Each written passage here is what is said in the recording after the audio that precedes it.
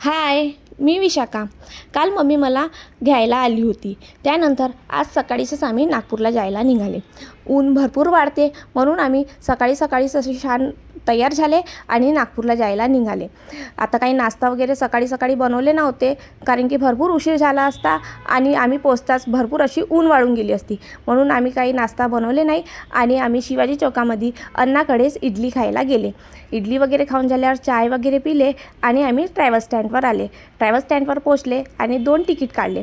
थोडा वेळ वाट पाहिले आणि आम्ही ट्रॅव्हल्समध्ये बसले. थोड्या वेळातच ट्रॅव्हल्स सुटली. ट्रॅव्हल्स सुटताच माशूची एवढी मस्ती सुरू झाली का काय बाबा. लहान मुलासंग प्रवासही खूप कठीण आहे.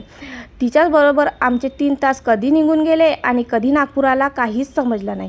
नागपूर आला आणि आम्ही स्टँडवर उतरले.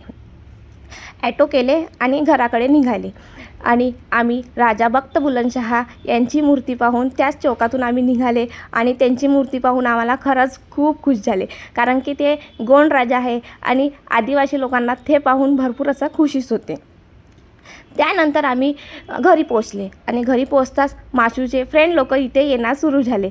छोटे मोठे सर्व येऊन असे माशूचा छान असे लाड करत होते आणि माशूही खूप खुश होती.